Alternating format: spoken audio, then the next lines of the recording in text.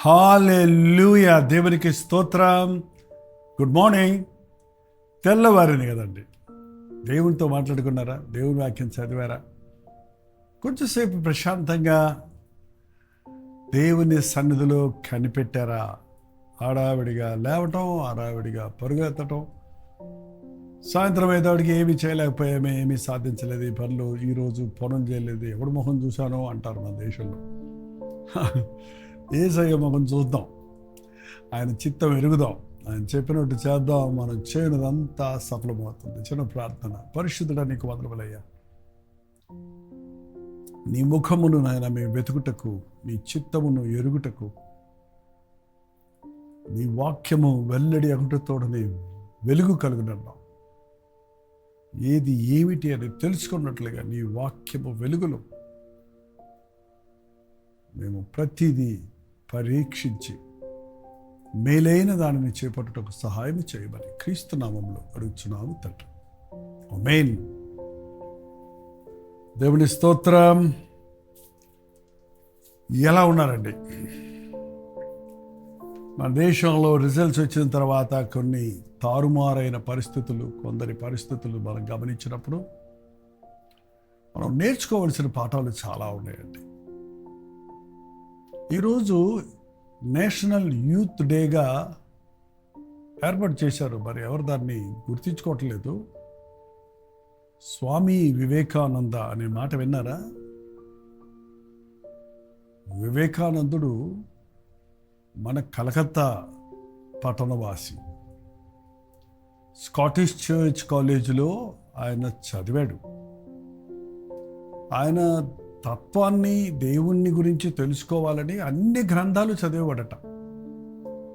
Bible కూడా చదివాడు, ఇతర మత గ్రంథాలన్నీ కూడా చదివాడు. అన్నీ చదివి వాటిలోని సారాన్నంతా గ్రహించిన తర్వాత ఆయన తన అనుభవంలో కొన్ని చక్కటి విషయాలు నేర్చుకున్నాడు. ఆయన చాలా పేద కుటుంబంలో, అంటే తండ్రి మరణించటం వలన చాలా పేదరికాన్ని అనుభవించాడు. పేదరికంలో భలే పాఠాలు నేర్చుకోవచ్చండి. లేమిలో మనం ఎన్నో విషయాలు నేర్చుకుంటాం. కలిమి వచ్చిన తర్వాత మనకి గర్వం వచ్చేస్తుంది. సుఖపడటం ద్వారా ఏం నేర్చుకోలేము. కష్టాల్లో, కన్నీటిలో ఎన్నో అనుభవాలు దేవుడు నేర్పిస్తాడు. నా జీవితంలో నేను నేర్చుకున్నాను. నిందలు వచ్చినప్పుడు, అపనిందలు వచ్చినప్పుడు, కష్టాలు వచ్చినప్పుడు, ఓటమి వచ్చినప్పుడు, ఇతరులు మనల్ని ఎగతాళి చేసినప్పుడు, మన మీద చెడు ప్రచారం చేసినప్పుడు, ఆ బాధలో ప్రభువును హత్తుకుంటే ఎన్ని గొప్ప పాఠాలు నేర్పిస్తాడో తెలుసండి. ఈ రోజున యవ్వనస్తులు, ఇవాళ యూత్ డే, నేషనల్ డే అని పెట్టారన్నాను కదా. యవ్వనస్తుల సంగతి ఒక్కసారి ఆలోచిద్దామండి. యవ్వన కాలం అనేది జీవితంలోని అతి శ్రేష్టమైన సమయం. యవ్వనస్తుడు తన జీవితాన్ని దేవునికి సమర్పించుకుంటే తన జీవితంలో దీవించబడతాడు, అనేకులకు దీవెనకరంగా మారుతాడు. వివేకానందుడు తన యవ్వన కాలంలో తను ఇంకా అన్ని దేశాలు తిరిగాడు, చదువుల నిమిత్తమై తిరిగాడు. అనేక అనుభవాలు నేర్చుకున్న తర్వాత కొన్ని చాలా చక్కటి స్పీచ్ ఇచ్చాడట. ఆ స్పీచ్ విన్న తర్వాత ఆయన బాగా ప్రబలమైపోయాడు. ఆ యొక్క సందేశంలోని సారం ఏంటంటే, అపజయం అంతం కాదు, విజయం నిరంతరం ఉండదు. చూడండి, ఓడిపోయామని కృంగిపోతుంటాం, గెలిచామని గర్విస్తుంటాం. ఈరోజు గెలుపు రేపు ఓటమి కావచ్చు, ఈరోజు ఓటమి రేపు గెలుపు కావచ్చు అనేది కళ్ళారా చూస్తున్నాం కదా. మన జీవితంలో నేర్చుకోవాల్సింది, జయం వచ్చినప్పుడు గర్వించుకో. బైబిల్ కూడా చెప్తుందండి. రోమీయులకు రాసిన పత్రిక 11వ అధ్యాయము 20వ వచనములో, మంచిది, వారు అవిశ్వాసమును బట్టి విరిచివేయబడిరి, నీవైతే విశ్వాసమును బట్టి నిలిచి ఉన్నావు. అవిశ్వాసమును బట్టి కొందరు తీసివేయబడ్డారు, విరిచివేయబడ్డారు. విశ్వాసమును బట్టి నీవు నిలుచున్నావు. గర్వించక భయపడుము, గర్వింపక భయపడుము. నాశనమునకు ముందు గర్వము నడుచును, పడిపోవుటకు ముందు అహంకారం అనొచ్చు, మనసు నడుచును అని సామెతల గ్రంథంలో చదువుతున్నాం. గర్వము అనేకుల్ని పడగొడుతుందండి. గర్విష్ఠులు దేవుడు అసహించుకుంటున్నాడు, దీనుల్ని ఆయన హెచ్చిస్తున్నాడు. జయం వచ్చినా అపజయం వచ్చినా జయాపజయాలు దేవుని వశమే అంటాం. నా బలము, నా పరాక్రమము, నా శక్తి అనుకుంటే అది అజ్ఞానం. యవన కాలంలో నీకున్న అందము, నీకున్న బలము, నీకున్న తెలివి, ఈ రోజుల్లో మీకున్నటువంటి ఈ సోషల్ మీడియా యాక్సెస్ వల్ల ఎంత చురుగ్గా ఉన్నారంటే ఎవడొస్తులు ఇవాళ చిన్నపిల్లలతో సహా. అమ్మ నాన్నలకు నేర్పించే స్థితిలో, తాతలకు అమ్మమ్మలకు నేర్పించే స్థితిలో అనేక విషయాలలో ఆరిదేరినట్టుగా ఉన్నారు. దేవుడి స్తోత్రం. మాలో కొంతమంది మీరు చదువుకున్నప్పుడు పలకా బలపం తప్ప ఈ ల్యాప్టాప్లు, ఐప్యాడ్లు, సెల్ ఫోన్లు ఏవి లేవు. గంట కొడితే ఒక మాస్టర్ వస్తాడు, ఏదో చెబుతాడు, వెళ్తాడు తప్ప టెక్నికల్ నాలెడ్జ్ లేదు. కానీ ఇవాళ చిన్న చిన్న స్టాండర్డ్స్లోనే ప్రపంచాన్ని గురించి తెలుసుకుంటున్నారు, శరీరంలో ఉన్న అవయవాల గురించి తెలుసుకుంటున్నారు. ఈవెన్ సెకండ్ క్లాస్, థర్డ్ క్లాస్లోనే. హల్లెలూయా. బట్ వారి జ్ఞానాన్ని దేని కొరకు ఉపయోగించాలి? దేవుడు ఇచ్చినటువంటి జ్ఞానాన్ని బట్టి దేవుణ్ణి కనుగొనడానికండి ఆయన జ్ఞానం ఇచ్చాడు. అరే పిచ్చోళ్ళు కాకపోతే మనుషులు నేనేదో కనుగొన్నాను అంటావేంటి? అది దేవుడు ఎప్పుడో అక్కడ పెట్టాడు, నువ్వు ఎన్ని రోజులు చూడలేదు, ఇప్పుడు చూసి కనుక్కున్నావు. ఎవరు గొప్ప? ఎప్పటి నుంచో నీ కొరకు దేవుడు దాచించిన ఆయన గొప్ప. దాన్ని వాళ్ళ నువ్వు కనుగొన్నానని నువ్వు దేవుని కంటే గొప్ప అనుకుంటే ఎంత అజ్ఞానం. శాటిలైట్స్ అప్పుడే ఉన్నాయండి. ఏది ఆయన సృష్టి చేసిన తర్వాత అప్డేట్స్ ఏమీ లేవు, కరెక్షన్స్ ఏమీ లేవు. దాన్ని రివైవ్ చేయలేదు. ఇక ఆ రోజు ఆకాశంలో సూర్యచంద్రుడిని, నక్షత్రాలని పెట్టాడు. అవే ఇప్పటిదాకా ఉన్నాయి. అవి అరిగిపోవటం లేదు, పాత అవటం లేదు, స్లో అవటం లేదు, స్పీడ్ అవటం లేదు. దేవుడు చేసిందంత మంచిది. అది ఇప్పుడిప్పుడు కనుగొంటున్నాం ఆ శాటిలైట్స్ ద్వారా. ఇవాళ ఇలాగూ ఇంటర్నెట్ కనెక్షన్స్, గూగుల్ ద్వారా, ఇదిగో ఇక్కడ కూర్చో నేను మాట్లాడుతుంటే ఇవి ఆకాశంలో ఉన్న శాటిలైట్స్కి అందిస్తుంటే గుండ్రంగా తిరుగుతున్నది భూమి తిరుగుతుండగా అది అందరికీ ఎక్కడ మీరు రిసీవ్ చేసుకుంటారో అక్కడ అందుతుంది. ఎంత గొప్ప దేవుడు. మనం ఎంత ఎక్కువగా ప్రవీణులమైతే అంత ఎక్కువగా దేవుణ్ణి స్తుతించాలి. ఎంత ఎక్కువగా దీవించబడుతుంటే అంత ఎక్కువగా ప్రభువుని గణపరచాలి. ఎంతగా మనం ఆశీర్వదించబడుతుంటే అంతగా మనం కృతజ్ఞతలు మోవటం నేర్చుకోవాలి. యవనస్తులకి కృతజ్ఞత ఉండాలండి. నువ్వే పుట్టి పెరిగిపోయినట్టుగా ఆ అహంకారం ఎందుకు?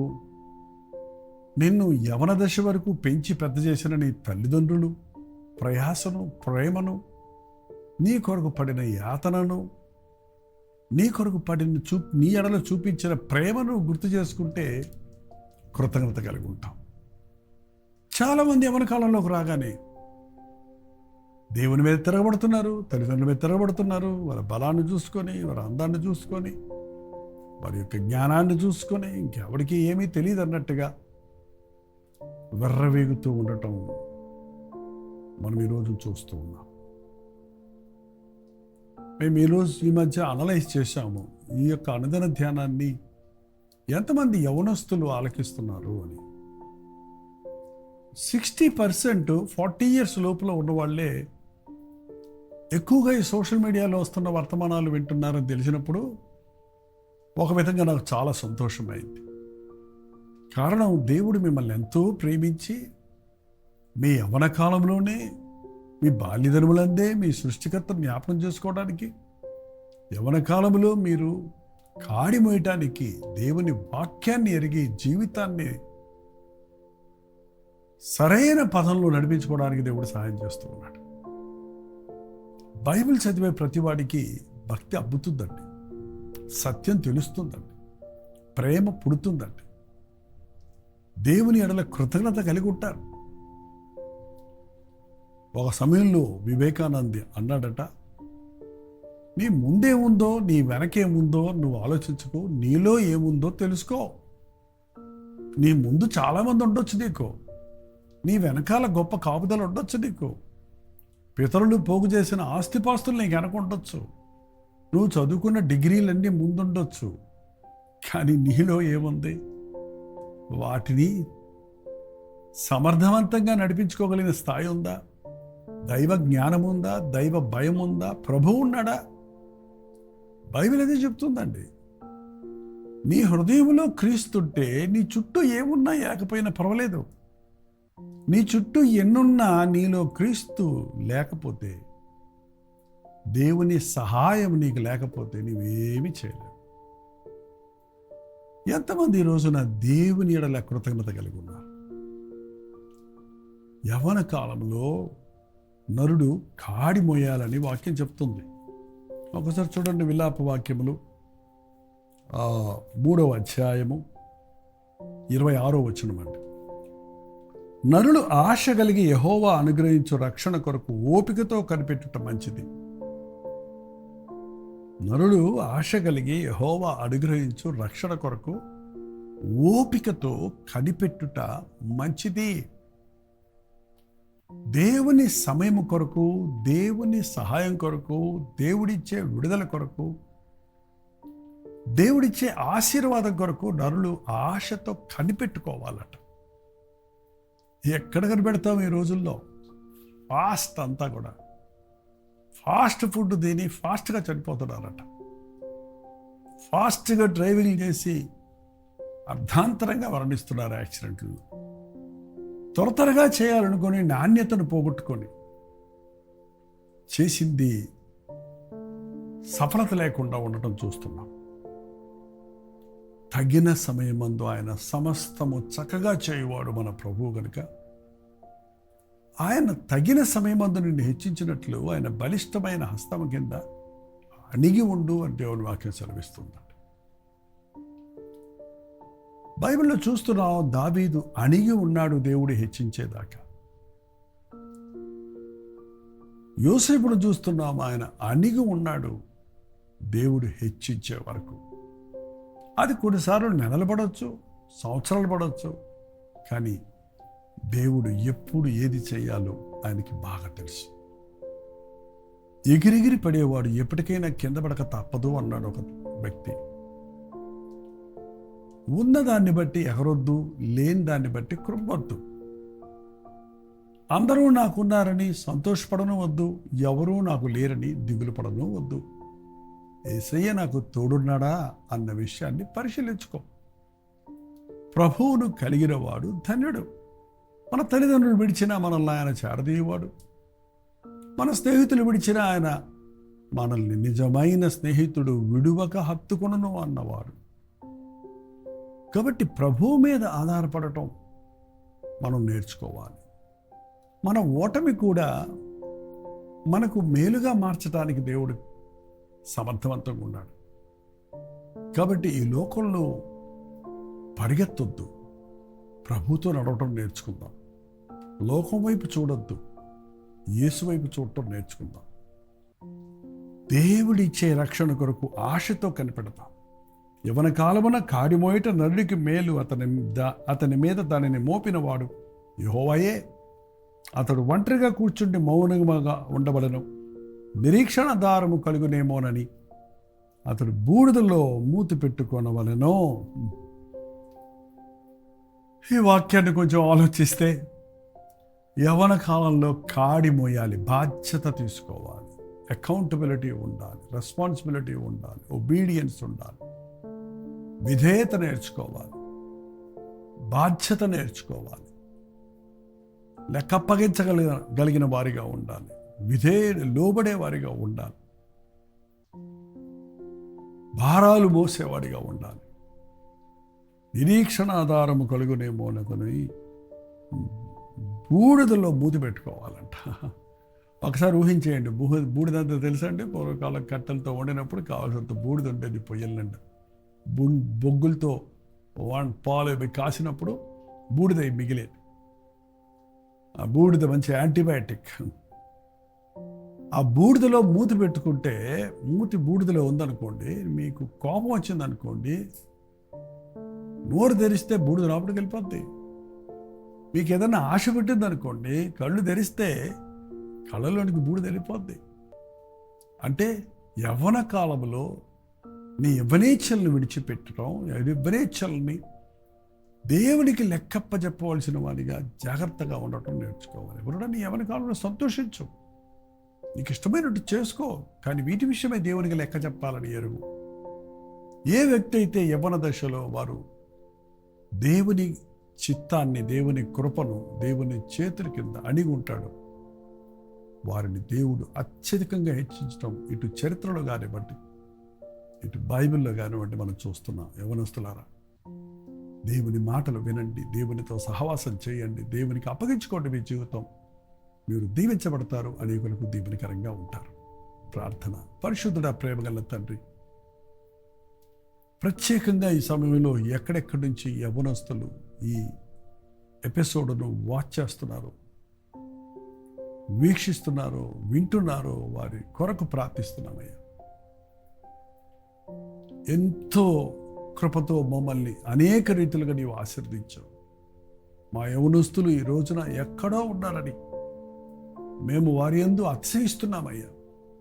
వారికి ఉన్న తెలివితేటలు, వారికి ఉన్న శక్తి సామర్థ్యాలు, వారికి ఉన్న అవకాశాలు, వారికి ఉన్నటువంటి మేధావితనము నీవిచ్చిందేనని గుర్తుపెట్టుకుంటకు, వాటిని విషయమై వారు గర్వించక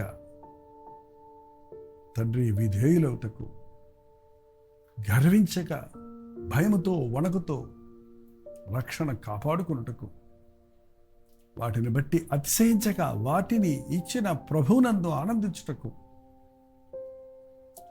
దుర్దినములు రాకముందే వీటి యందు మాకు సంతోషము లేదని చెప్పుదనములు రాకముందే వారి బాల్య దినములోని, యవ్వన దినముల్లోని ప్రభువును రక్షకుడిగా అంగీకరించుటకు పరిశుద్ధాత్మ కార్యమును జరిగించమని క్రీస్తు నామములో అడుగుచున్నాను తండ్రి. ఆమేన్.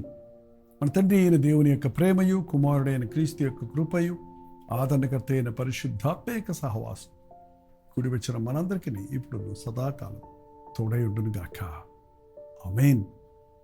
దేవుని స్తోత్రం. యవ్వనస్తులారా, మీకున్న పోరాటాలు, మీకున్న శోధనలు, మీకున్నటువంటి సమస్యలు ప్రభు సన్నిధిలో తీసుకురండి. మీకోసం మేము ప్రార్థన చేయాలంటే మాకు కూడా తెలియచేయండి. మీ పక్షంలో మేము ప్రార్థిస్తాం. మీరు దీవించబడినప్పుడు, ఆశీర్వదించబడినప్పుడు, అన్ని విషయాల్లో మీరు వర్ధిల్లుతో ఉన్నప్పుడు గర్వించొద్దు. విధేయులయ్యవ్వండి, భయపడండి, భయముతో వణుకుతో భద్రంగా ఉండండి. తల్లిదండ్రులకు విధేయులయ్యవ్వండి. దేవుని స్తుతించడం నేర్చుకోనండి. దేవుని ప్రణాళికలు ఎరగండి. మీ పట్ల దేవుని అద్భుతమైన ప్రణాళికలు నెరవేరుతాయి. 954041 నెంబర్కి, ఇతర దేశాల్లో ఉంటే 91001008 నెంబర్కి మీ సాక్ష్యాన్ని, లేక మీ యొక్క సమస్యను, లేక మీ ప్రార్థన అవసరతను తెలియచేయండి. మీ పక్షంలో మేము ప్రార్థించడానికి సిద్ధంగా ఉన్నాం. మీరు కూడా ప్రార్థించాలి సుమా. ప్రభుత్వమైతే ఈ మధ్యాహ్నం 3 గంటలకి, అలాగే రాత్రి 9 గంటలకి కలివిరి ప్రతిదినంలో మళ్ళీ కలుసుకుందాం. అంతవరకు దేవుని మహాకృప మీకు తోడైనది కాక.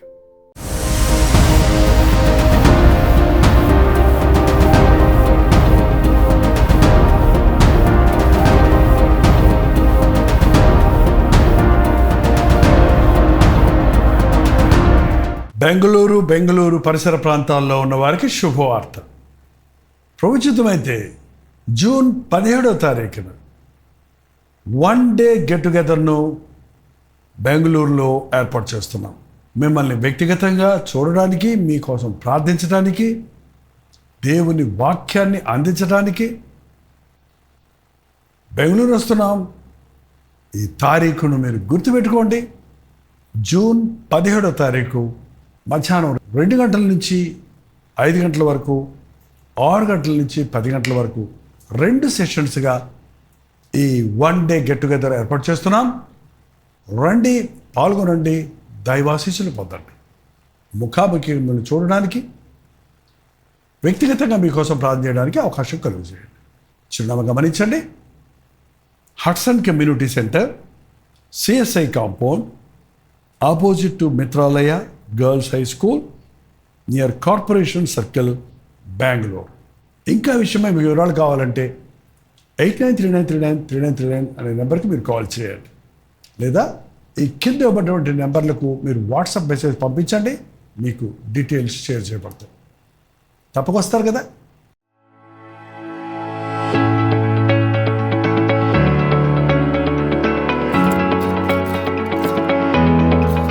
హల్లెలూయా. ప్రభు చిత్తమైతే జూన్ 18వ తారీఖున ఒక 1 డే గెట్ టుగెదర్ను విజయవాడలో చాలా కాలం తర్వాత మీ కొరకు ఏర్పాటు చేస్తున్నాం.